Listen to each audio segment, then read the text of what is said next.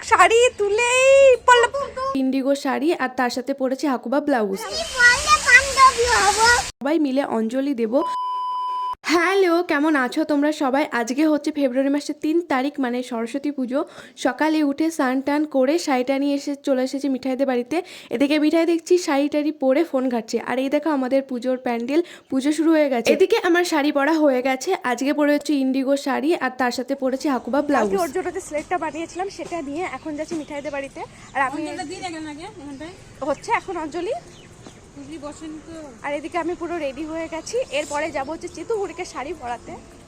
আমি রেডি হয়ে আস্তে আস্তে দেখছি এদিকে পুজো প্রায় অর্ধেক হয়ে গেছে, আর আমাদের এখানে সোমবারে সকালে পুজো হচ্ছিল।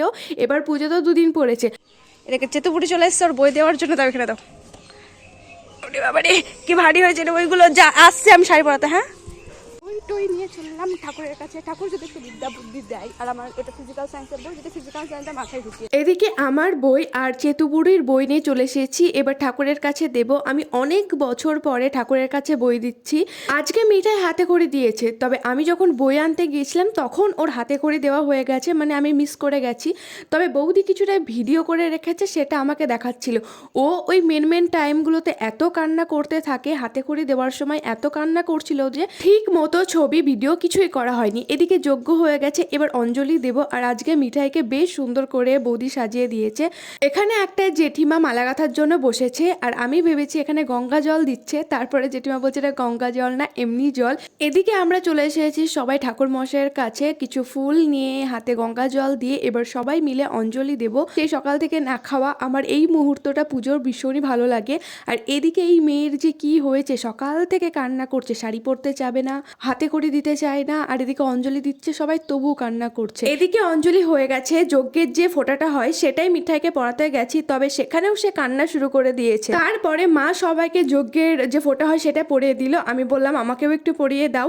তারপরে যে পুজোর প্রসাদ হয় সেটা সবাইকে দিল। সেই সকাল থেকে উপোস করার পরে সবাই এখন প্রসাদ খেয়ে উপোস ভাঙবো।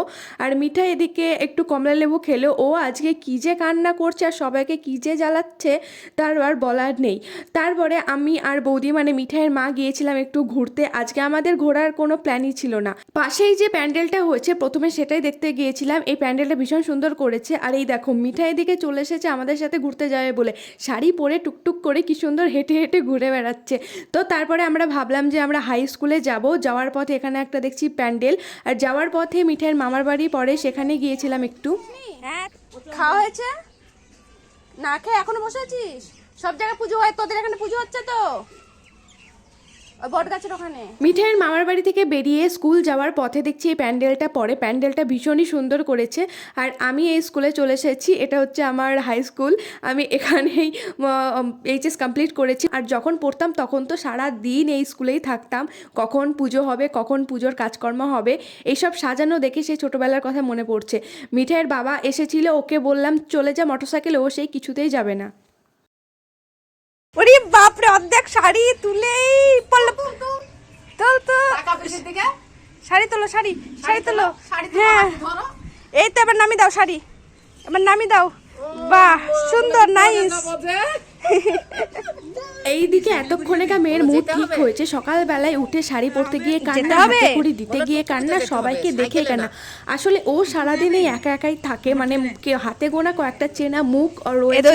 যদি ও কাউকে দেখে বা বাড়ির বাইরে বেরোয় তখনই ও কান্না শুরু করে দেয়। মানে ও ভাবে কোথায় চলে এলাম আর এতগুলো মানুষকে, তো ও একটু ভয় পেয়ে যায়। স্কুল থেকে এসে বাড়িতে এসে অর্ধেক ঘুমিয়ে গেছি। এখন যাবো একটু আমাদের কলেজে, মানে করিমপুর কলেজে।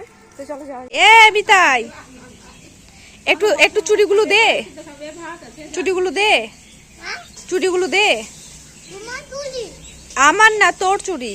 গেল গেল গেল গেল। পড়াটা খাবি না? হ্যাঁ, পড়াটা খাবি না? হ্যাঁ, বান্ধবীর সাথে ঘুরতে যাবি? হ্যাঁ, তুই আমার বান্ধবী, তুই আমার বান্ধবী হবি। পরে বান্ধবী হবি। সকাল থেকে কোনো প্ল্যান ছিল না, হঠাৎ করে ভাবলাম একটু আমাদের কলেজে যাব। সারাদিন বাড়িতে বসে থেকে কী বা করব, বয়ফ্রেন্ড নেই বলে কি ঘুরতে যেতে পারবো না নাকি। এখানে মিঠাই আমাকে ছাড়তে এসেছে আর আমরা চলে এসেছি কলেজে। কলেজে প্রত্যেকবার যেমন ভিড় হয় তেমনই হয়েছে। এটা হচ্ছে আমাদের কলেজের ঠাকুর। ওখানে কিছুক্ষণ থেকে ছবি ভিডিও করে চলে এসেছি ক্যাফেতে। আমরা সেদিনকে অর্ডার করেছিলাম বিরিয়ানি। সকালবেলা আমি গোটা সিদ্ধ খেয়ে এসেছিলাম বাড়ি থেকে। তারপরে মাঝে একটা কম্পিউটার সেন্টার পরে, সেখানে একটা প্যান্ডেল করে। প্রত্যেকবার এই প্যান্ডেলটা ভীষণই সুন্দর করে, তো ভাবলাম একেবারে এই প্যান্ডেলটাও দেখে যাই। সবাই মিলে ভাবলাম একটু আইসক্রিম খাবো, কারণ সেই দিন বেশ গরম পড়েছে, তাই আসার সময় একটা আইসক্রিম কিন্তু এখন সবার সাথে ছবি তুলবে আর আমাদের এদিকে অনেক খাওয়া হয়ে গেছে।